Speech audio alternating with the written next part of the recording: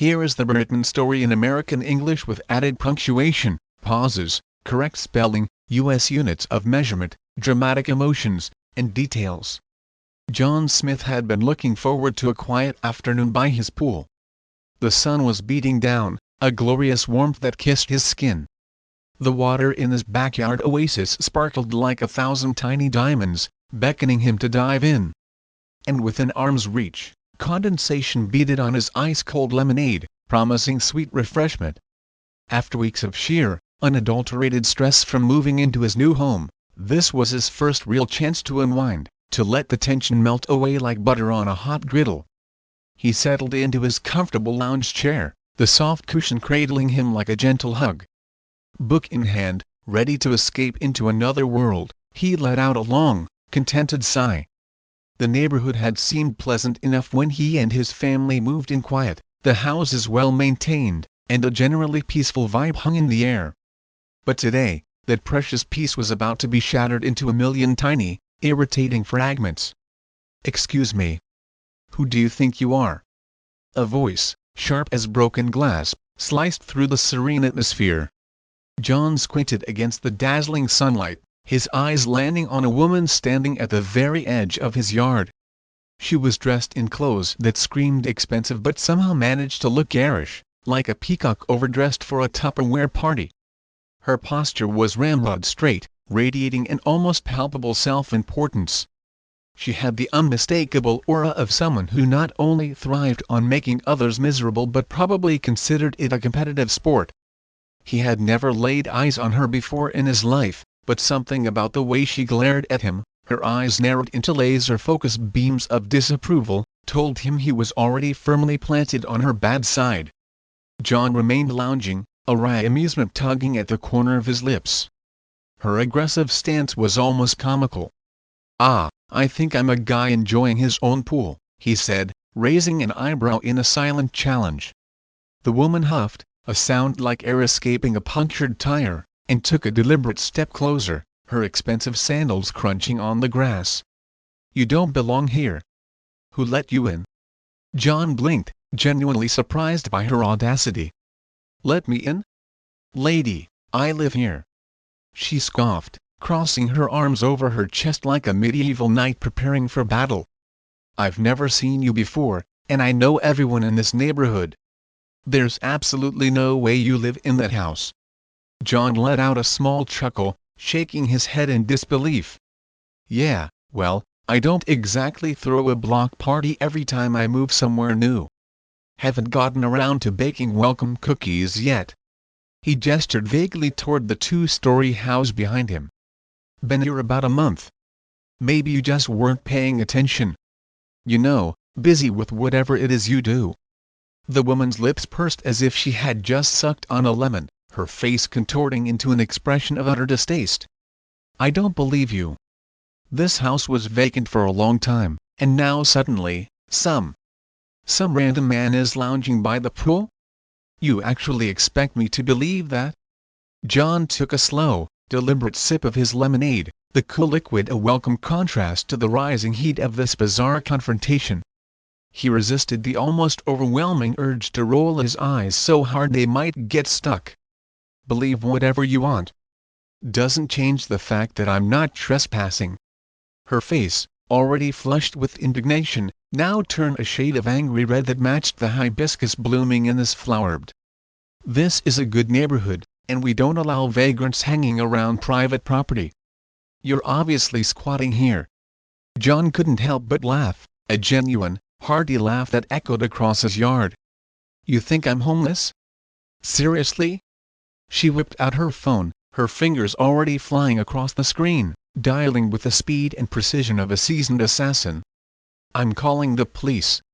We'll see what they think about some stranger lounging around a house that isn't his." John sighed, shaking his head slowly. "Go ahead. Let's waste some taxpayer dollars today." As she stepped away, muttering furiously into the phone about a suspicious man and breaking into a vacant home, John leaned back in his chair. "Tipping in?" he thought, a bemused smile playing on his lips. Where did she even get that idea? This was going to be interesting. John remained sprawled on his lounge chair, enjoying the sheer ridiculousness of the situation. The absurdity of being accused of squatting in his own home by the self-proclaimed neighborhood watch captain was almost comical. He watched as Karen, as his mind had already labeled her, continued barking into her phone, her voice rising in pitch and volume with each passing second. "Yes, officer. There's a suspicious man in my neighbor's backyard. I think he's squatting. He's refusing to leave. You need to come quickly before he tries something." Her voice dripped with dramatic urgency, as if John were a notorious criminal mastermind about to unleash a reign of terror on their quiet suburban street. John shook his head in utter disbelief, taking another long sip of his lemonade. "Lady," he called out, his voice calm and even, "you do realize I can hear you, right?" Karen completely ignored him, as if he were nothing more than an annoying buzzing insect. She took a few more exaggerated steps away, stopping to dramatically gesture toward the street, her arms sweeping through the air as if she expected a SWAT team to descend from the heavens at any moment. Minutes stretched into an eternity, punctuated only by Karen's increasingly frantic one-sided conversation. Then, finally, the distant wail of sirens echoed down the quiet suburban streets, growing louder with each passing second. John turned his head slightly, a flicker of curiosity mixed with a touch of apprehension in his eyes, watching as two police cruisers, lights flashing, pulled up in front of his house. Two uniformed officers stepped out, their eyes scanning the scene, looking around for the supposed dangerous vagrant. Their hands rested near their belts, ready for anything. That was until they spotted John, utterly relaxed in his swim trunks and sunglasses, a cold drink in his hand, looking about as threatening as a vacationing retiree enjoying a peaceful afternoon. One officer, a stocky guy with a weary expression that suggested he had seen it all, exchanged a knowing glance with his partner, a tall, no-nonsense woman with sharp, observant eyes. Karen, however, was already rushing toward them, her arms flailing wildly like a distressed windmill. "Officers! Thank God you're here. He's refusing to leave." The cops approached John, who didn't even bother to sit up, simply tilting his head to look at them over the rim of his sunglasses. "Sir," the stocky officer began, his voice calm and professional, "we received a report that you're trespassing on private property." John lifted his sunglasses just enough to make eye contact, a look of utter bewilderment on his face. "Uh-huh. That's news to me. Pretty sure I live here." Karen gasped dramatically, clutching her chest as if she had just witnessed a murder. "He's lying. The house was empty for months, and now suddenly he's here, acting like he owns the place." The officers, clearly seasoned veterans in the art of dealing with false reports and overzealous neighbors, exchanged skeptical glances. John yawned, stretching languidly. "Well, I guess that means my mortgage is a figment of my imagination. Want to check my ID, officer?" The taller officer pulled out her notepad, her pen poised and ready. "All right, sir. Can we see some identification?" John motioned toward a small side table next to his chair, where his wallet and key sat neatly next to his phone. "Help yourself. Got my driver's license, my house key, and even some utility bills if you're feeling nostalgic." The officer flipped open John's ID, comparing the photo to his relaxed expression. "John Smith," she read aloud. "This address matches, and you have keys to the house." John jiggled the keys with a lazy smile. Karen's mouth twisted into a sneer. "That doesn't prove anything. He could have stolen those keys." "He probably faked that ID," the stocky cop sighed, running a hand over his weary face. "Ma'am, faking government-issued IDs isn't exactly an easy crime to pull off just to." "What? Sunbathe?" Karen turned an even deeper shade of red, her eyes practically bulging with indignation. "Then how do you explain that I've never seen him before? A complete stranger just shows up and starts using the pool? Doesn't that seem odd to you?" John chuckled, taking another slow sip of his lemonade. "Maybe because I have this thing called a job and don't spend my time spying on my neighbors?" Karen stomped her foot, looking utterly desperate now. Check inside. I bet he doesn't even know what's in that house. Go ahead, quiz him on what's inside. If he's really the owner. The cops gave John an apologetic glance. Would you mind if we took a quick look inside, sir? Just to verify. John chuckled, standing up and stretching his arms above his head. Be my guest. Karen here seems particularly invested in this mystery. The officer stepped inside John's meticulously kept home. Photos of him with friends and family line the walls, capturing moments of laughter and joy. His mail sat on the kitchen counter, addressed to him at that very address. And then there was Buster, his overly friendly golden retriever, who bounded up to greet them with enthusiastic tail wags and slobbery kisses. The cops did a quick walk-through, confirming that everything inside the house very clearly belonged to John. When they stepped back outside, Karen looked smug, a triumphant glint in her eyes. Well? Did you find anything suspicious? Did you catch him lying? The stocky officer sighed, shaking his head. Ma'am, this is his house. Karen visibly twitched, her face turning a deep shade of crimson. No. That can't be right. John leaned against the doorframe, a wide grin spreading across his face. Well, Karen, looks like I'm not a squatter. Bummer, huh? The taller cop crossed her arms, her expression stern. Ma'am, you just wasted police resources on a false report. You do realize that, right? Karen huffed, trying to salvage some semblance of dignity. I was just looking out for the neighborhood. You can't be too careful these days. The officers didn't look convinced. The taller one scribbled something in her notepad. We'll be making a report about this. If you continue harassing your neighbor, there will be consequences. Karen gasped, her voice dripping with indignation. I'm the victim here. What about him? John shrugged, a picture of nonchalance. What about me? My only crime is existing near you. The police officers gave Karen a final, pointed warning before heading back to their patrol cars. John casually waved as they drove away, a silent good riddance on his lips. Karen, meanwhile, stood fuming in her yard, her face a mask of pure, unadulterated rage, before finally storming off back to her own house. But John knew this wasn't over. People like her didn't back down that easily. As he finally sat back down in his lounge chair, the sun still warm on his skin, he muttered to himself, well, that was eventful. Little did he know, Karen was already inside, plotting her next move with the meticulous precision of a chess grandmaster. John had barely settled back into his lounge chair, the book finally open in his lap, when he heard the sound of a familiar voice, one he had only heard in passing before. Well, looks like Queen Karen is at it again. A dry, amused voice called out. John turned his head to see James Parker, his neighbor from across the street, strolling up his driveway with a knowing smirk. James, a retired former lawyer in his late 50s, had lived in the neighborhood for years. He was well respected, sharp as a tack, and most importantly, he despised Karen's antics just as much as everyone else did. James leaned against the fence separating their properties, his eyes twinkling with mischief. You know, I was just wondering how long it would take before she pulled something like this on you. John chuckled, taking another refreshing sip of his lemonade. Oh, so she's got a history of calling the cops on people for existing? James laughed, a hearty, booming sound. Oh, you have no idea.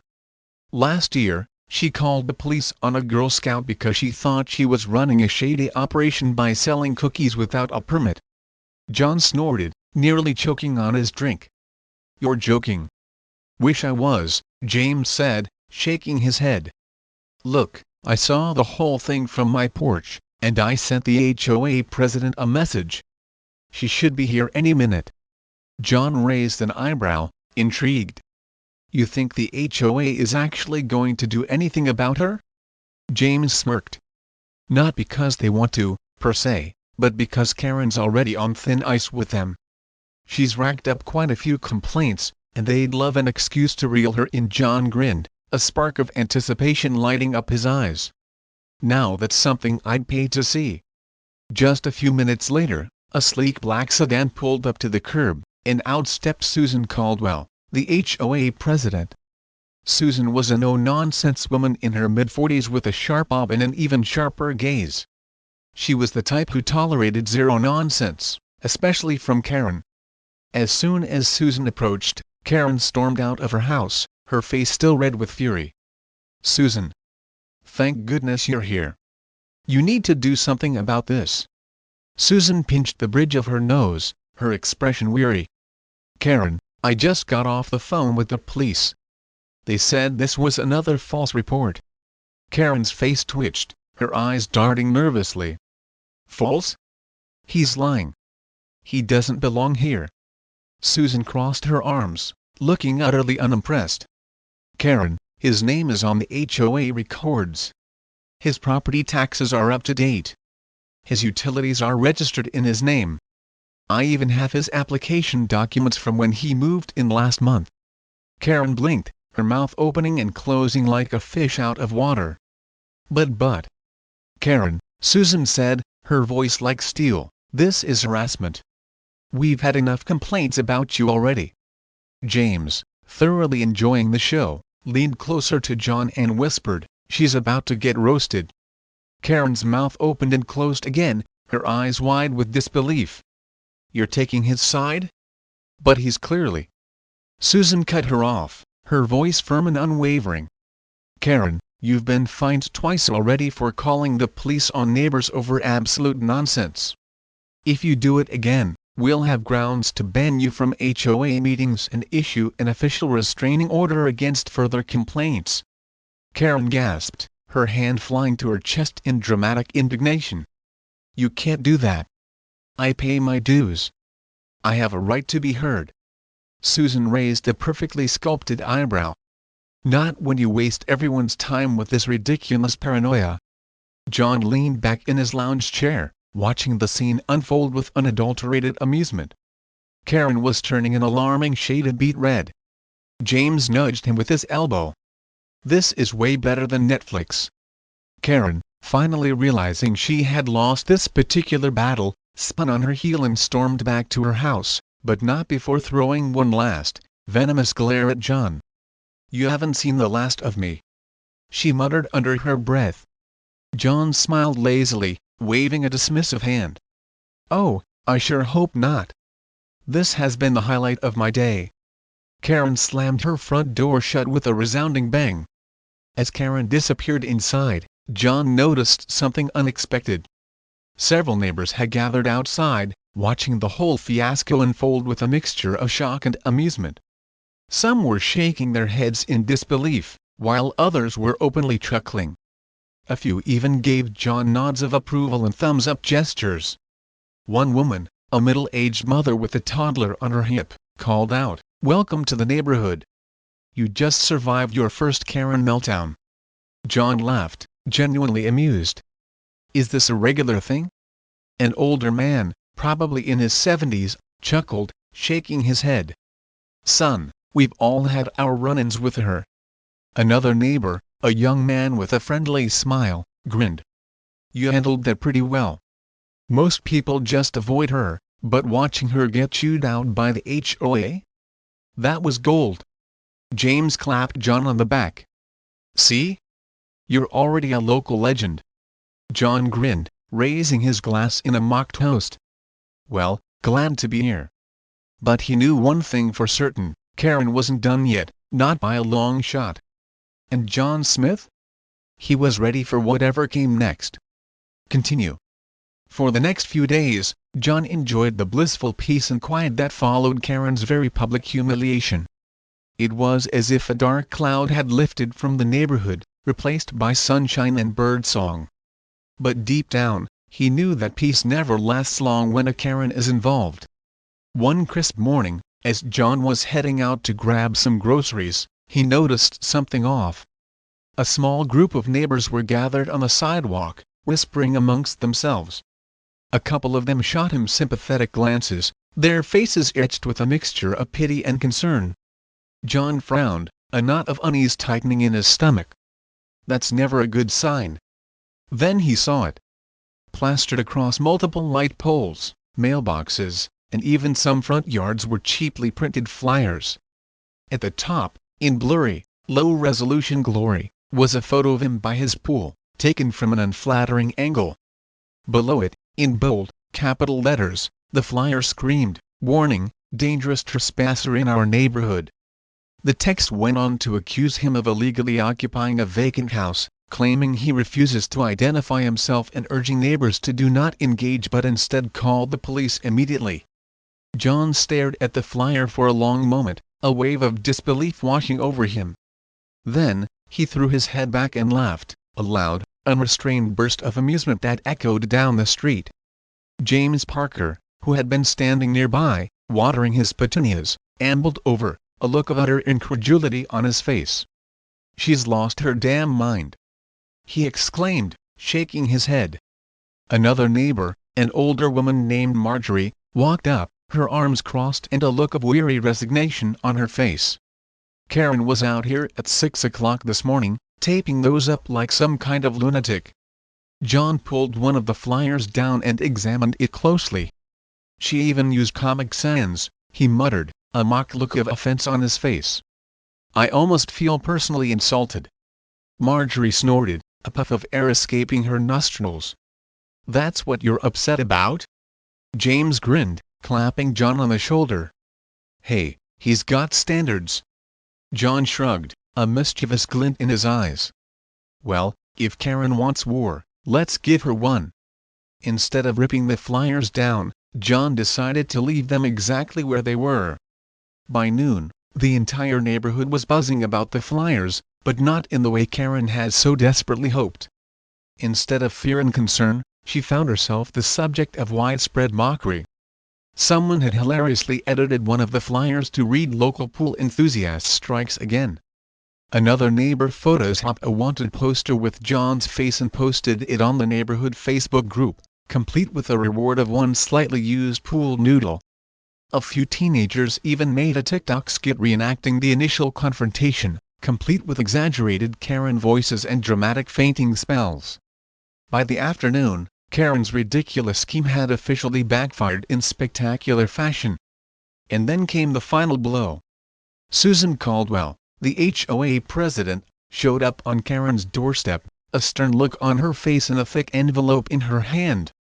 James and John, sitting on John's porch, sipping iced tea and enjoying the unfolding drama, watched with bated breath as Karen's face turned ashen when she opened it. "What do you think it says?" John asked, a hopeful smile on his face.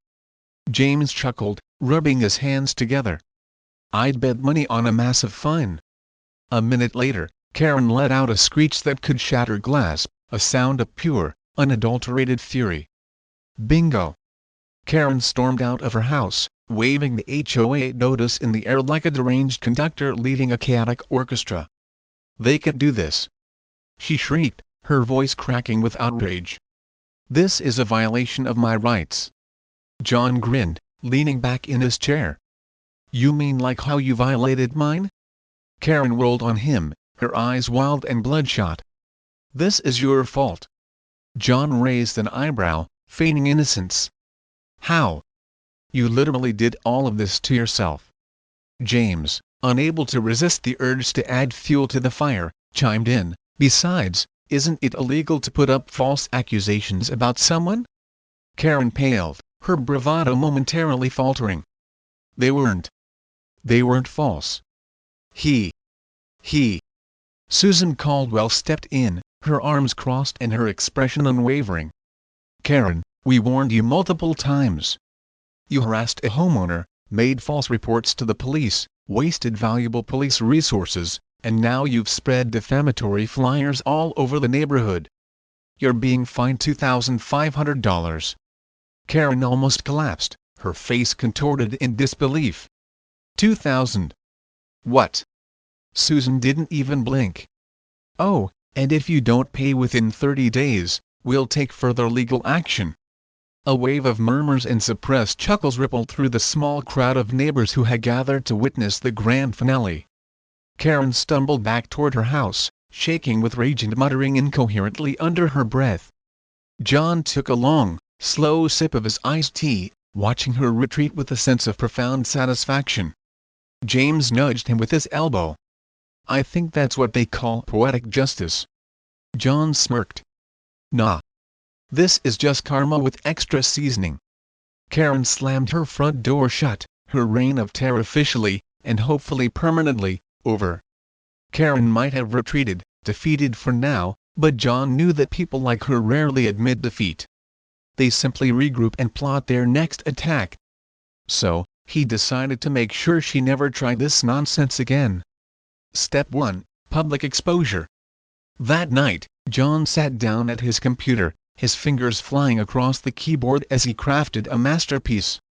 He posted a detailed account of everything Karen had done, from the initial poolside confrontation to the absurd flyers, on the neighborhood Facebook group. The title of his post? "Local Karen calls cops on homeowner for enjoying his own pool, gets fined $2,500 instead." Within minutes, the post was blowing up. Neighbors loved it. Some shared their own horror stories about Karen, tales of petty grievances and over-the-top reactions. Others added hilarious mums about her meltdown, and someone even made a GIF of Karen's angry face from the HOA confrontation. But the best part? The post went viral. Not just in the neighborhood, but beyond. By the next morning, it had spread to Reddit, Nextdoor, and even a few local news pages. Karen's worst nightmare had just begun. By midday, Karen's reputation was in flames. Everywhere she went, people whispered and snickered. At the grocery store, a cashier recognized her and muttered, "Oh, you're that lady from the HOA meeting." Someone even left printed copies of John's Facebook post on the seats before she arrived at her morning exercise class. Neighbors gave her knowing smirks as she tried to pretend nothing had happened, her head held high in a pathetic attempt to maintain some semblance of dignity. But the real kicker? One of the local news stations picked up the story. They interviewed John, who played it cool, just calmly laying out the facts. Karen, predictably, lost it. She tried to claim defamation, but the news station had police reports, HOA statements, and even security footage from John's property to back up his story. With her humiliation now fully public and broadcast for all to see, Karen did the only thing she could do. She put her house up for sale. A week later, John woke up to the best sight of his life, a giant for sale sign planted firmly in Karen's front yard. James, who had stopped by for his morning coffee and neighborhood gossip session, saw it and let out a long, low whistle. "Damn, we actually did it." John smirked, feeling a sense of triumphant relief wash over him. "Told you. Poetic justice." But he wasn't done celebrating yet. That weekend, he threw a massive backyard barbecue, inviting everyone in the neighborhood. Everyone, that is, except Karen. As music played, laughter filled the air, and people splashed happily in the pool. John saw Karen peering through her blinds, her face a mask of pure, unadulterated seething rage. With a wide grin, he raised his glass toward her window in a silent toast. Then, for good measure, he floated away on a giant inflatable throne labeled King of the Neighborhood. Karen vanished from the neighborhood a month later. No one missed her. And John? He finally got to enjoy his pool in peace. With Karen gone for good, the neighborhood felt lighter, as if an actual storm cloud had finally lifted. The HOA meetings became almost tolerable without Karen's constant, nitpicking complaints. The neighborhood app was no longer filled with her paranoid rants about suspicious individuals. And most importantly, the police weren't being called out for ridiculous nonsense anymore. John, at long last, could enjoy his backyard oasis in blissful peace. James, ever the wise observer, smirked as he watched John lounging by the pool, a contented sigh escaping his lips. "You know, you didn't just win against Karen," James said, taking a sip of his coffee. John raised an eyebrow, a playful smile on his face. "Oh yeah?" James nodded sagely. "You became a legend." John laughed, a genuine, hearty sound. A legend for what? Surviving a Karen attack? James nodded again, his eyes twinkling. Exactly. Not many can say they fought a Karen and came out victorious. John chuckled. I'll add it to my resume. A few weeks later, a moving truck pulled into Karen's old driveway. The entire neighborhood waited with bated breath, wondering who the new owners would be. When a young couple stepped out, looking normal, friendly, and blessedly sane, a collective sigh of relief swept through the block. One of the new neighbors, a guy in his early 30s named Ryan, walked up to John while he was mowing his lawn one sunny afternoon. Hey, you must be John. I'm Ryan. My wife and I just moved in. John shook his hand, a genuine smile on his face. Welcome to the neighborhood, Ryan. Hope you guys don't mind a little excitement. We just got rid of a local menace. Ryan grinned knowingly. Oh, we know. John raised an eyebrow, intrigued. You do? Ryan laughed. Dude, your story went viral. My wife saw it on Reddit, and when we saw the house listing, she went, wait a minute, isn't that the Karen house? John nearly dropped his lawnmower, his jaw hanging slightly open. You bought the house because of that story? Ryan shrugged, a sheepish grin on his face. I mean, it was a great deal, and we figured if the biggest problem in the neighborhood was already dealt with, why not move in? John grinned, extending his hand again. Well, in that case, I guess you owe me a drink. Ryan laughed, clapping him on the back. Done.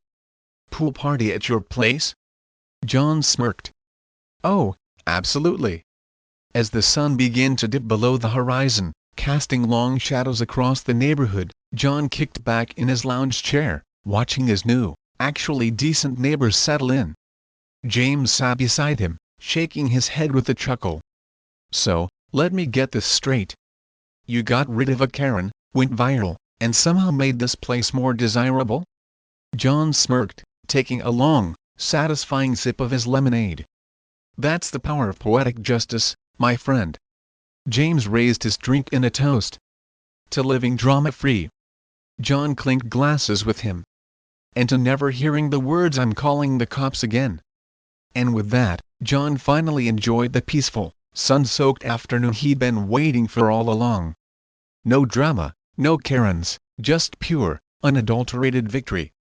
Valuable lesson: this story highlights the importance of standing up for yourself against unreasonable and entitled behavior.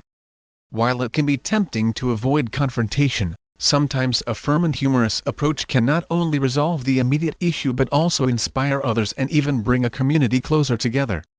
Remember, you have the right to enjoy your own property without unwarranted interference. What do you think of John's handling of the situation? Have you ever encountered a Karen in your own life? Share your experiences in the comments below.